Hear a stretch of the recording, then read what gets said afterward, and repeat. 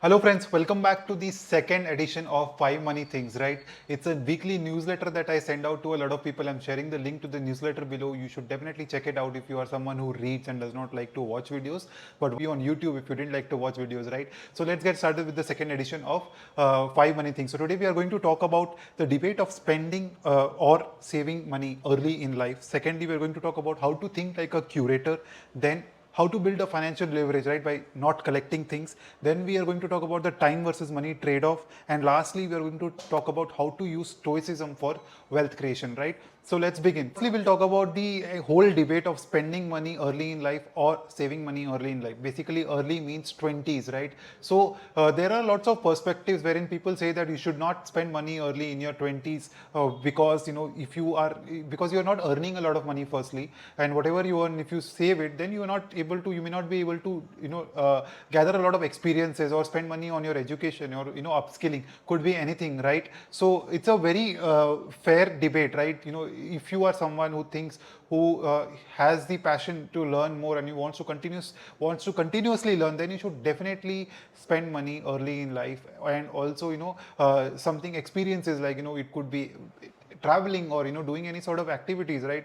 Or learning other things that you may not have learned in your childhood. Could be music or could be anything else, sports, right? So spend money on things that you enjoy. But there is something else also. There is the other side of the coin also. So Sanjay Bakshi has this thought, right? The opposite of a good idea is also a good idea. I'm linking, it's a very beautiful presentation that he has given. I'm adding the link to the presentation here. Okay, so now what is the opposite of spending money early in life? Is saving money early in life, right? So I take my own example, right? I was someone who didn't really enjoy his job, to be very honest. I was into financial statement auditing, right? I was into statutory auditing. It is a very stressful job with a lot of responsibility and also a lot of risk, right? Because of if you missed out something, when you were doing your audits, and if you missed out something and then it was later figured that this was not reported by the auditor, then it could become challenging and stressful, right? So that's why I didn't never enjoyed this. So my whole objective was to ensure that I continue to save enough money, I basically to reach my financial freedom, and also to figure out what I love doing so that I could do it for the rest of my life, right? I figured it out, or at the age of 25 to 27, I think that I want to be a financial advisor, right? So, and then at the age of 30, I was able to quit my job and start my own practice. So this debate, has two sides of the coin, and both can be fairly argued and both are valid. So you need to figure out what works for you and then do that.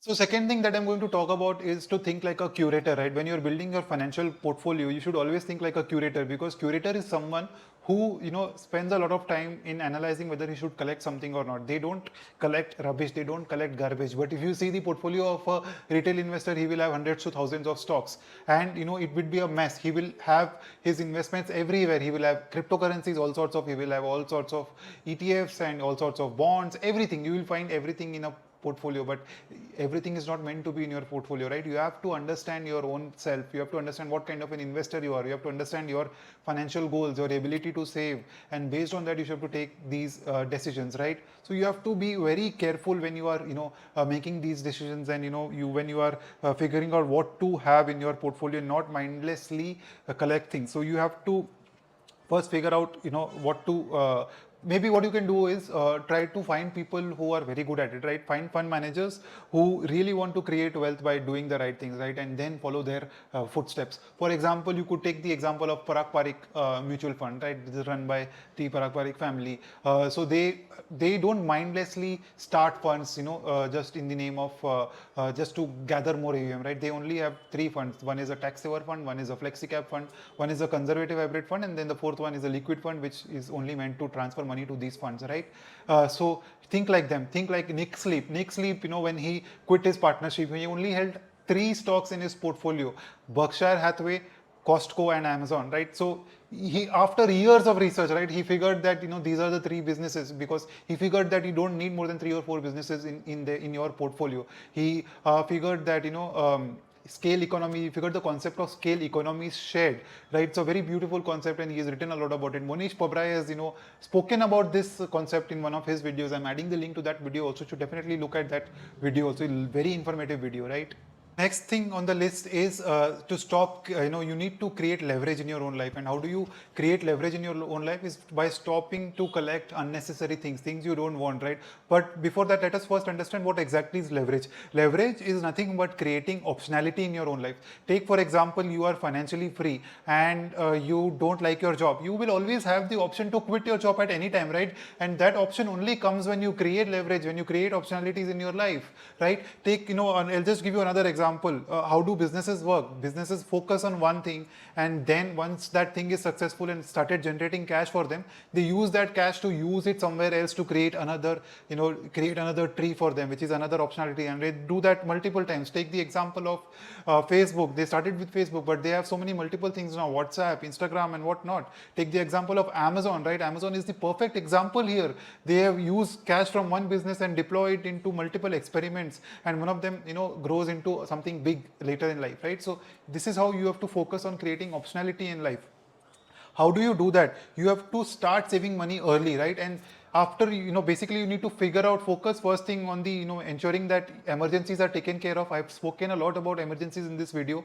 Take a look at this video, right? And let me know in comments what emergencies you think are, something that one must definitely take care of in their own life. कौन से ऐसे emergencies है जो आपको ध्यान रखना है? Comment करके मुझे बताएं. Okay, so start saving money early. Put it in equity and let it grow for years, right? Then also figure out your savings rate. Very important. If you are only saving 10% per month, then it's really very low, because you're spending 90% of your income. So you definitely, you may be in a position where you're not able to save more than that. You have to focus on increasing your income, but try to increase your savings rate consistently, right? After that, you have to ensure that you have adequate insurance. I've spoken about it, right? So the magic of compounding will take you, to something big. Something big will definitely happen, but you need to put in the capital for that, right? So always focus on the big picture before, even to buying things, unnecessary things like buying a car or expensive phones and stuff like that, right? First, and take care of yourself. First, pay yourself, and only then you should definitely. I am not saying don't buy, definitely buy, because I am recording this on an iPhone, right? So you should definitely buy those things, but do it first. Take care of the basics and then do these. One time. So the fourth thing on the list is time versus money trade-off, right? So we Indians tend to, always focus on saving money, always focus on saving money, and not focus on saving time, right? So you need to understand, you need to value your own time. So after you have reached a decent position in your life where your earnings are good, where your savings rate is also good, right? And you have also accumulated decent amount of money. So what you should do now is figure out what is your own hourly rate, and then compare it with the time you spend. Say for example, spending 1 hour on grocery shopping, right? What is the money you save? Say for example, going to a DMart versus another supermarket where there is less crowd, but you can move out quickly after buying, versus a DMart wherein you have to spend 30 minutes extra because of the crowd itself, right? So you have to see how much money you save in that 30 minutes versus what is the value that you have assigned to your time, right? It's very important as you grow older in life, as because as you grow older, you have less time in life, right? So you have to focus on the important things in life. It's very important, right? So let me know what you think about it. So lastly, we are going to talk about Stoicism for wealth creation. Stoicism is an ancient philosophy, which is a 2000-year-old philosophy. So now, what exactly does this talk about? I'm going to talk about this with respect to investments in equity markets, right? So Stoicism talks about a very simple concept, basically, which means that there are certain things which are in our control and there are certain things which are not in our control, right? So how much money to spend every month and how much to save is something in our control. But once you have invested your money in equity markets, how the equity markets react, that is not in our control, right? So this is how you should think about money. So now so there are lots of beautiful things about Stoicism that have been discussed in this book that I am showing here. So you should definitely read this book. But the basic tenet of Stoicism is that focus on things that are in your control and let go of things that are not in your control. Right. So things that are in your control is your own emotion. So when stock markets are volatile, right, when they fall, you have to control your emotions to ride through that volatility, so that when the volatility goes away and the markets start going up, you end up making more money, right? Because wealth creation happens in the longer term only, and I've given multiple examples of this, right? So focus on that. So now how do you focus? How do you control your emotions, and how do you control your yourself so that you don't react when the markets are volatile. Having enough cash is the best example here, right? So start with holding enough cash and you will be sorted. Ensure that you have adequate insurance, right? Because when an emergency comes, then you don't have to dip into your long-term investments, because when an emergency comes, something like COVID, the markets also go down and then your requirement to use the money also comes, right? So you don't want to dip into your investments when there is an emergency. So I hope, friends, this edition was useful for you. If you have any feedback on the 5 money things series that I have started, please feel free to share with me. Until then, have a good day. Bye.